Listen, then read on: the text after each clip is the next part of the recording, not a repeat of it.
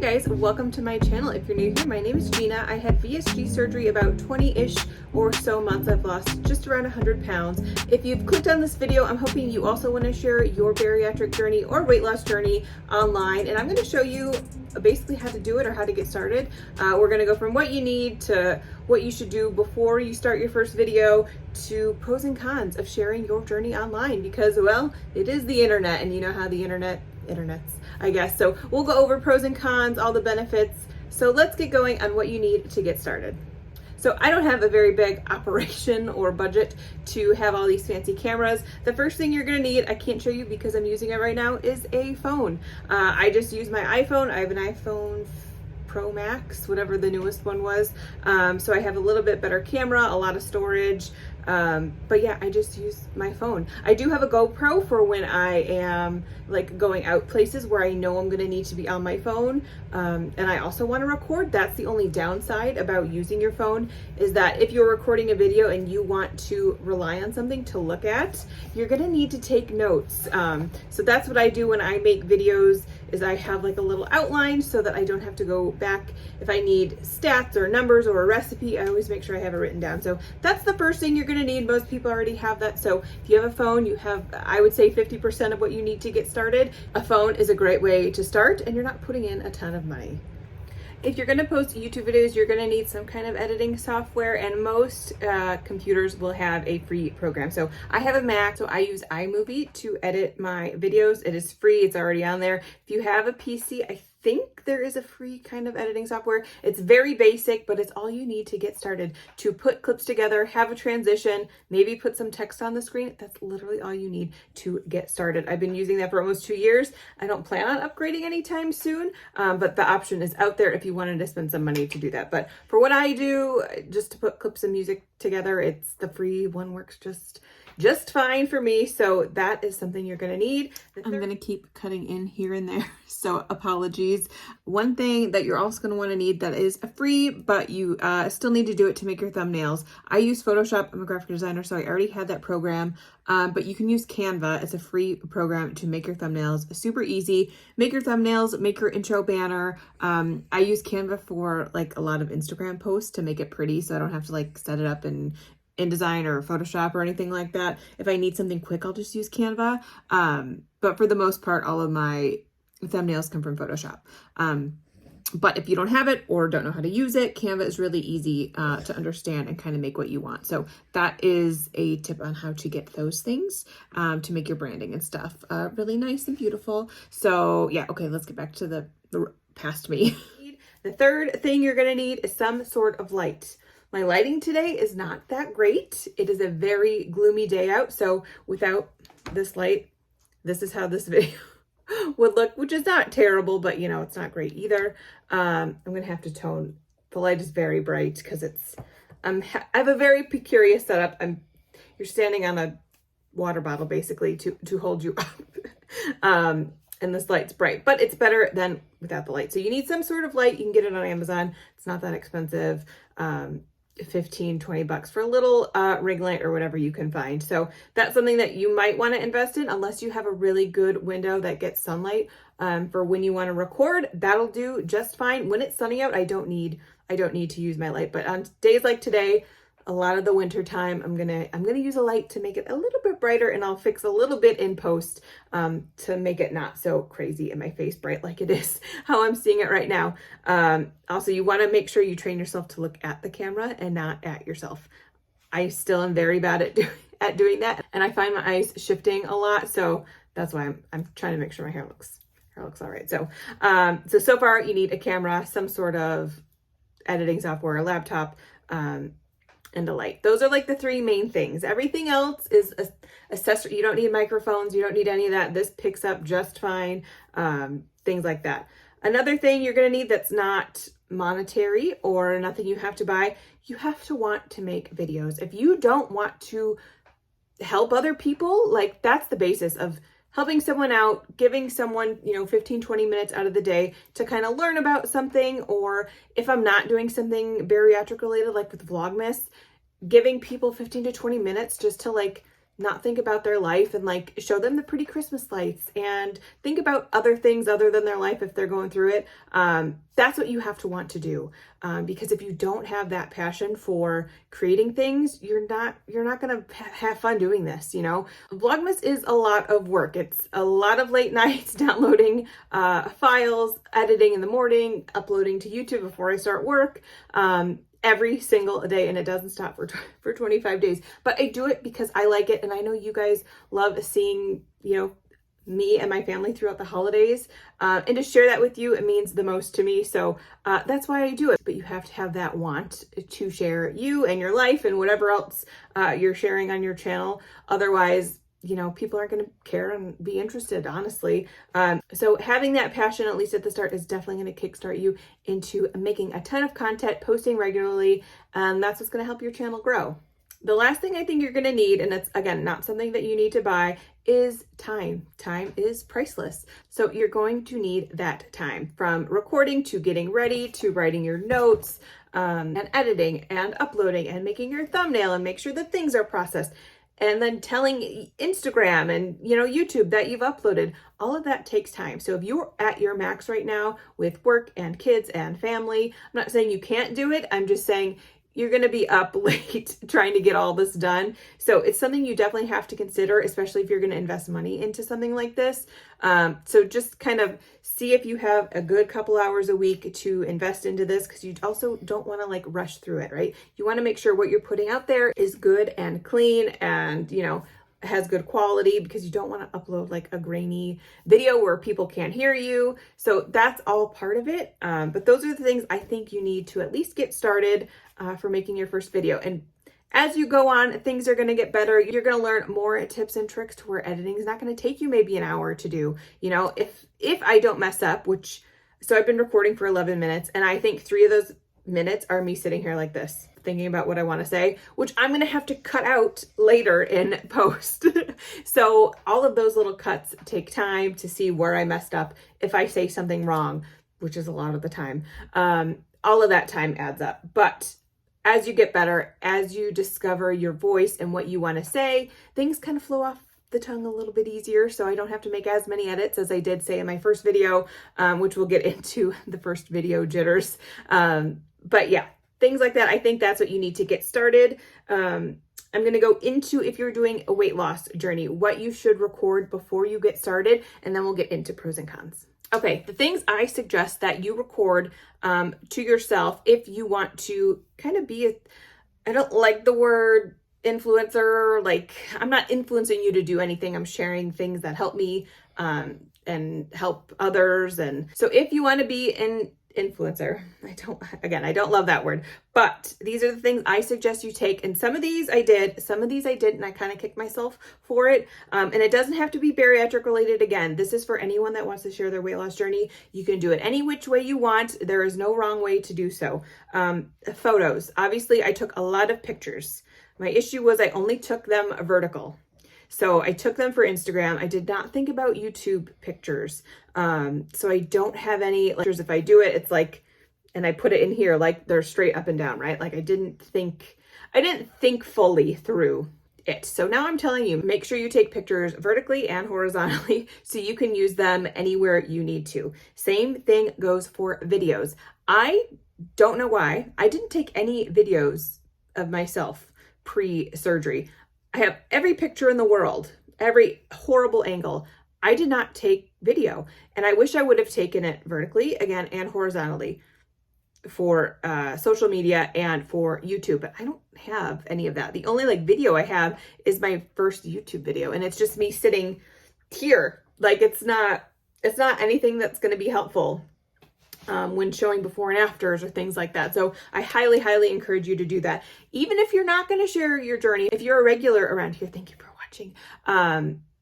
Take these videos for yourself. You don't have to post them anywhere. It's a great reminder of how far you've come to show and document. So even if you're not going to post yourself all over the internet, still do these things.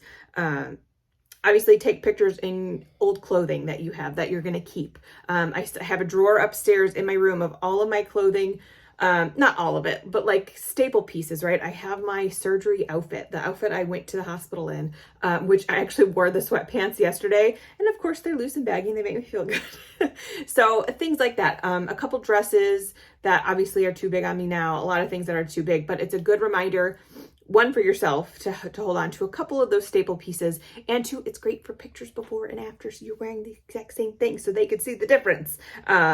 So yeah, take all of the pictures and all of the clothing and then hold on to those staple pieces that you're going to use for before and after videos or whatever you have. Also, find all of the pictures from your friends and family. And I kid you not, they're going to be the worst pictures you've ever seen of yourself in your life, but they're going to be great pictures for later on down the line in social media, because you might not take pictures of yourself when you don't feel great, right? But other people are making memories while you may not feel so good, and they might not tell you they're taking your picture, but they have them. My sisters had pictures. My mom had pictures. So do it. Ask them for them. Even if you're not going to post them anywhere, it's a good way to show before and after. So those are the things I recommend you record before, so you have a backlog of stuff, so that when you start to lose and when you start to feel better, you can compare it and be like, wow, I really came this far in this short amount of time. So that is what I recommend. Okay, now we're going to get into the fun stuff. Pros and cons. We're going to start, let me see. Let's start with the cons, because then we end on a high note. So pros and cons of showing yourself on the internet, saying who you are, what you're doing, posting on Instagram, YouTube, TikTok, whatever, wherever your social thing is. Let's go over kind of the good and the bad, I guess. So first thing on my cons list is it's the internet. The internet is gonna internet, right? There's opinions you don't want to hear, people who think they know better than you with what you're doing, especially myself having bariatric surgery. There's a lot of people that don't agree with that, and that's fine. They can have that opinion. I knew it was the right choice for me, and I did it, and it worked, and we're here. But you have to be open to receiving that kind of criticism and feedback. Now, I've never had a post, I guess this is more towards Instagram than anything, and TikTok, because that feedback is instant, where YouTube is like a slow growing thing, right? I can get more followers easy on Instagram for a reel that, a lot more people see than my YouTube video that maybe 300 or 400 people watch, right? But those people on YouTube, I feel a deeper connection to. I don't know, other than, than Instagram, because a lot of people on Instagram don't know I have a YouTube. I have to kind of post it every so often, like, hey, I'm on YouTube. Hey, I got the whole catalog full of stuff. Come on over and watch. But anyway, you have to be open to receiving that criticism. It is not easy. It is not fun. I've had not the worst time. I've seen other people get a lot worse than I don't really post reels all that often on Instagram now. Back when I was like I think it was 4 months post-op, I did a what I eat in a day, and it like got into the algorithm a little bit. Nothing crazy. But man, those comments were awful. I mean, it was 4 months post-op, right? I was not eating a ton, because we were only 4 months post-op. You don't eat, I think maybe I was eating 700-800 calories, and people are telling me I'm like killing myself because I'm not eating enough. And I'm like, I have a doctor. I know what I'm doing.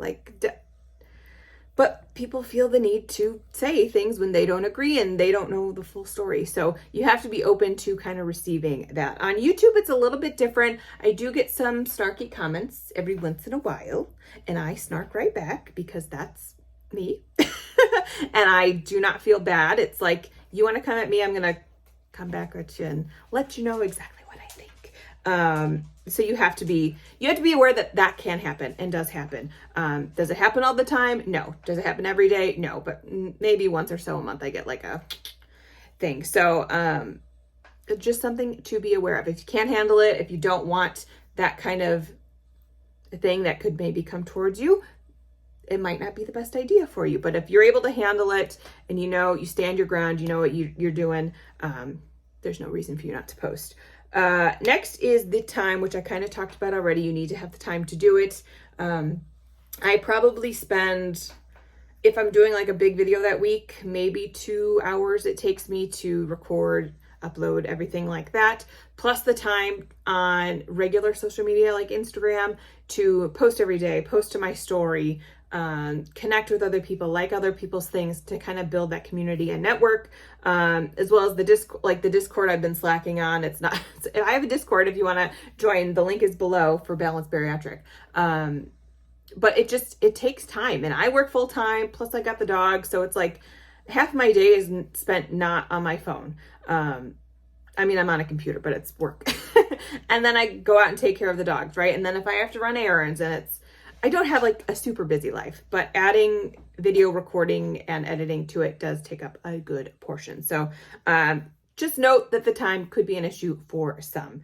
Another thing is going to be burnout. And burnout, I mean, like creatively, I know I'm not like physically making things, right? Like I'm not, here's a portrait I did that took me 7 hours, but I'm still trying to come up with creative ideas to connect with you guys. It gets harder the further I get out, right? I had a ton of videos right away because I wanted to walk you through the stages of my journey. From prepping before surgery to like what happened my surgery day to, okay, now I'm on soft foods and now I'm on a regular diet and now, hey, I got PCOS, guess what? Like, let's navigate through that. So I've been able to kind of, I don't want to say stretch it out because it's like, I was just following my journey.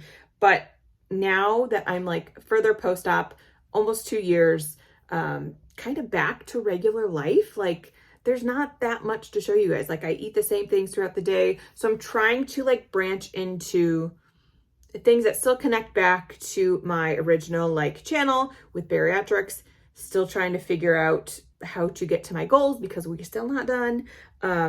Also figuring out something that's fulfilling to myself. Like I don't want to sit here and record 10 what I eat in a day, right? Because that to me is not fun. Unless I'm trying a new diet or trying something different.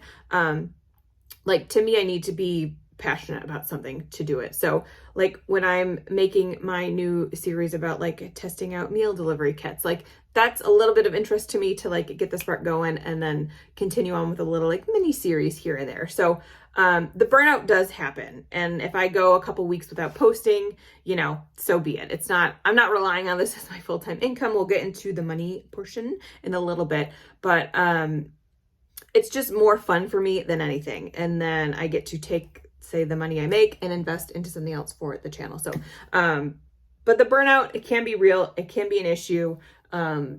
So again, something to keep in mind. The last thing on my cons list is working with brands, and the brands thing is a pro and a con. So we'll go into the cons first and then we'll hightail it to the pros, for the same issue. So the issue with brands is that once you get a certain amount of followers, not necessarily on YouTube because it's a lot harder to grow on YouTube. This is going to be more for like social media-ishness, is that brands will reach out to you. I think this started happening when I was right about at 5,000 followers on Instagram. They'll be like, hey, we'll send you this for a post. And at first it sounds very enticing. And you're like, ooh, free stuff. I love free stuff. Listen, I'm a free girl. I will, I'm not one to say no to a deal, especially a free deal. But now that I've kind of been, I don't want to say I've been burned because I've kind of stood my ground. I think I've said this story before. I got sent a scale because I'm like, oh, a free scale that did all the fun stuff. It gave you all the details, but it was the worst software I've ever, like the app on the phone was awful. The scale, like didn't work, wouldn't connect. And they're like hounding me to like make a post. And I kept emailing them back. I'm like, I will not make a post. I do not like your product. Like I will make a post, but I'm not going to be like, hey, this is great. I'm going to be like, hey, this sucks. Are you sure you want me to make a post? And then they kind of backed off. So my kind of rule now going forward is you can send me something, but I'm not going to guarantee you I'm going to make a post. I will only post if I actually like the product. And basically that's it. It's kind of like a send at your own risk kind of thing I say now. Now, granted, I don't have enough followers to be like, give me money and I'll make a post kind of a thing yet. Maybe eventually down the road that'll happen. But for right now, I don't really have that much authority. But it is something that I can be like, hey, if you want to send it, sure, I'll try it. And if I like it, I'll post about it, but I can't guarantee you. I'm not going to sign any contract. I'm not going to sign any exclusivity kind of thing, because all that happens on the back end with brands, especially. So like if I get a promo code, I have to like sign things. And if they send me information, I have to sign an NDA that I won't spill all the secrets about what's coming, blah, blah, blah. So just be wary of what brands reach out to you. And a lot of times the ones I get in my inbox are like scams of like, hey, I work for so-and-so at this. We want to work with you and send you free blah, blah, blah. Go to this page and message them. And I'm like, that's not real. I'm not doing that. So just be wary of brands trying to reach out to Instagram. A lot of the times they will just email you if you have your, I have a separate like weight loss email that I use. So they'll reach me through that. And then I can kind of do a little research myself, make sure it's a legit company. And then I decide that way if I want to do it or not. But just be wary of that. But let's get into the pros for working with brands. So working with brands can be great. You do get stuff. And this kind of ties into the aspect of making money here on YouTube and Instagram per se. So the good part about brands, especially if you find one you like, is that you can get discounts on things. They'll want to work with you. I've done a couple giveaways with Motivate. I love working with them. I've worked with the Javi Coffee before. ProCare Health is like my new main company that I'm working with for the vitamins. So I make them reels. They send me product. Since again, like I said, I don't have enough followers so I get paid to post. But I have enough for them to send me free stuff, and I give them back content that they can then post on their social media and tag me in. So that's like the back and forth right now where I'm at in my influencer career. It's not really career, my influencer thing, I guess. So that is one way that I kind of get compensated for that. Another way is that if I have a discount code. So if I get a discount code and you guys use that discount code, I think I've talked about this before, I get a little kickback. So that's a way to make some good extra money without really having to do anything other than tagging them in my story and putting my my link in my link tree in my bio. So if you use my code, thank you so much. I appreciate it. I use all that money to go back into the channel. And or pay off my surgery bill. So anything I have extra goes to my surgery bill. But like if I need a new ring light, or if if I'm gonna buy a meal delivery kit, like I'm gonna use that money to do it. That is a good way of kind of getting a little extra money. And I'm not making thousands of dollars here. But every couple months, maybe I'll get $100, so things that can add up in the long run, but take a long time to kind of gather up. The last way you can make a little bit of money on YouTube is obviously through ads. Now, it takes a long time to get monetized through YouTube. I think it took me, I started my channel in March of 2022, right? I think I recorded in January and I posted in February or March, something like that. It took me until right before Vlogmas started last year. So that's a good, like 11 months. It took me to get monetized. So there are like hoops you have to jump through to get monetized on YouTube. Enough watch hours, no strikes to your videos. So you can't use like pop music that's on the radio kind of thing. You have to make sure it's music that's good. And then you have to have 1,000 followers. So it took me, obviously I didn't have any strikes, and I had enough watch hours right away. So thank you for watching. Even if you weren't subscribed, thanks for watching. It took me from when I started my channel with 0 followers to right before Vlogmas to get the 1,000 followers. And then it took probably another month to actually like get monetized. You have to apply, connect all your banking stuff. It's a whole long thing. But you don't get paid right away. So it is a lot of putting in work without being rewarded. So I've been monetized for just over a year, and now my backlog of content is monetized. So like all those first videos, right? The first batch of views I didn't get paid for, but now since I've been monetized, anything new, it gets added to my total. So like, again, I don't make a ton of money off YouTube. Almost 2,000 subscribers. And I would say each video, depending on what it is, gets 3-ish to 4-ish hundred views. So I would say like every 2-ish months, I usually make, I think my paychecks are like $100, but I'm not doing this for the money. I'm doing this to share my story, which is another pro that we'll get into. So it's nothing to write home about, but it's enough to, you know, help me keep this channel going and slowly pay off my surgery bill that's still sitting there, still there. I'll get it paid down eventually. Maybe once I hit my goal, I'll pay it off. Maybe that's what it is. The more I pay, the more I lose. No, it doesn't work like that. Okay. All right. So that's like the pros for like money-wise on YouTube. It's not a ton unless you're like a mega YouTuber and, you know, then there's no rules for them. But for us little YouTube people, you know, it's enough to keep me going and still love the creative process of doing things.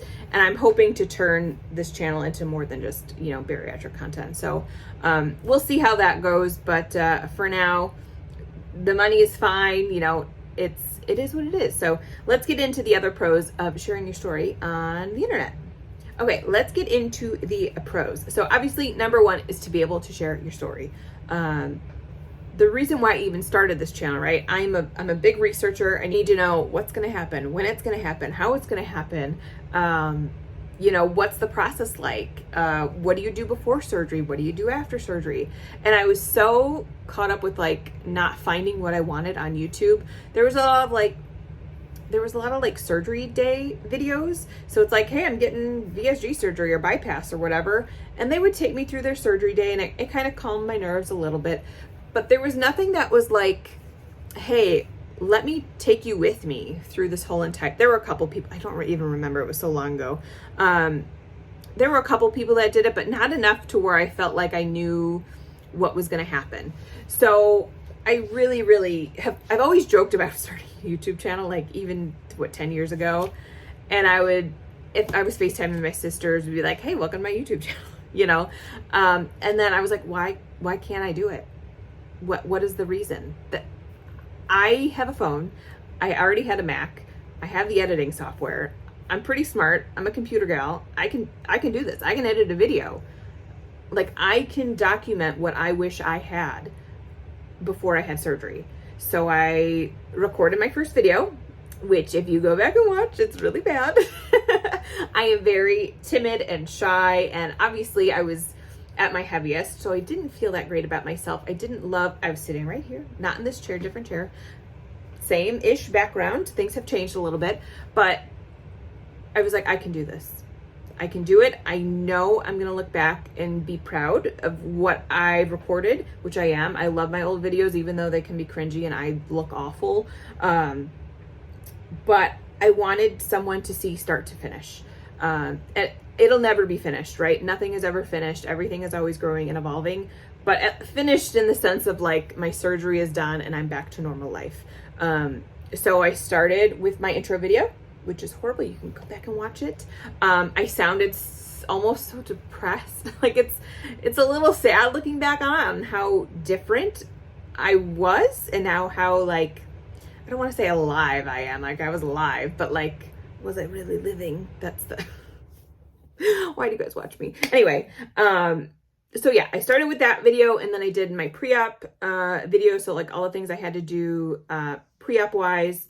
And then I recorded my pre-op diet because I didn't see a lot of pre-op diet videos, or if I did, it was just like them shopping for it. I'm like, okay, but how did you feel those first couple days? Like, did you feel like crap? You know?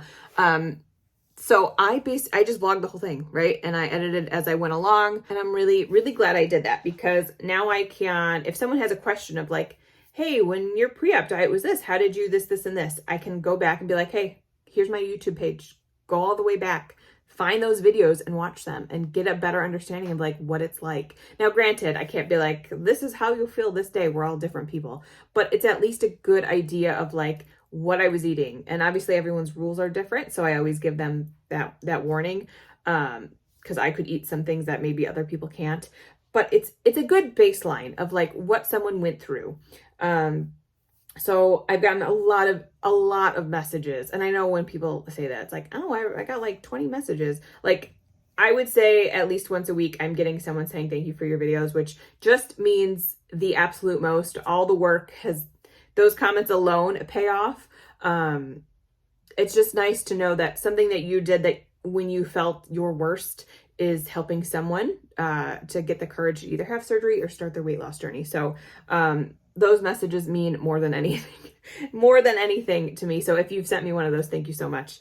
But yeah, sharing and helping others is number one for making these videos. And if you feel like you need to do that, if you're called to do that, 100% start. 100%. Again, you're not going to feel your best. You're not going to think that you're doing a good job, but you are. Everyone starts somewhere, right? And that first video of mine, I was not in a good place, clearly. But you grow and you evolve and you get surgery or you start losing weight on your own. And you're here almost 2 years later, rambling to your phone for almost 40 minutes. It's also a great thing. Another pro is it's a video diary from myself. So on these days where, yes, I'm up, I'm up like 10 pounds after the holidays and New Year's and whatever, and I need to get back on that wagon. It's a great thing for me to go back and look to see how far I've come, because while I'm still up, it's fine.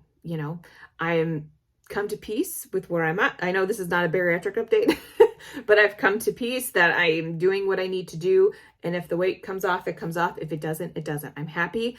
I did what I needed to do to get here. And if this is where my body decides it needs to land, it's not where I want to be, but we make do with what's given to us. So it's a great thing for me to look back on and be like, okay, I'm here, but I am not 310 plus pounds anymore.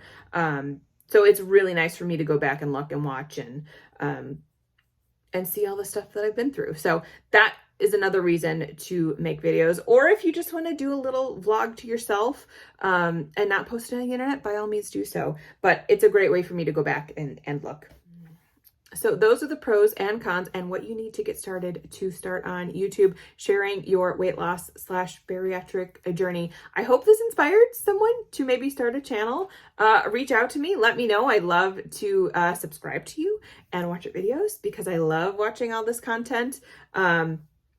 We got big plans here for the channel. If you're sticking around and you watch the whole thing, thank you so much. We're going to try to, navigate into normal life waters now that I am going to be almost 2 years post-op. Can you believe it? That's insane. But if you decide to start a channel, let me know. I want to subscribe and follow your journey. But thank you so much. If you have any questions, definitely let me know. I will try to be as thorough as I can answering. And if you're scared and you need some, encouragement, definitely hit me up on Instagram at Gina.VSG. I'd love to have a chit chat. Thank you guys so much, and I'll see you in the next one. All right, this is me cutting in because I'm thinking about more things after I've finished recording. If you want a more detailed one of these, like how to actually post on Instagram, how to edit a YouTube video, let me know, because that is something I could potentially do if enough people are interested.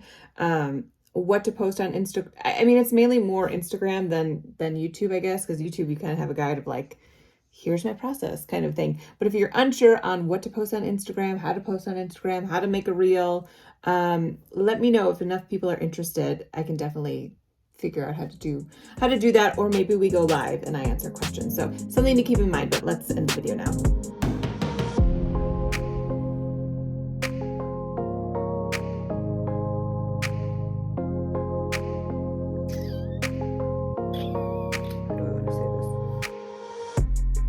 That can go in the blooper reel.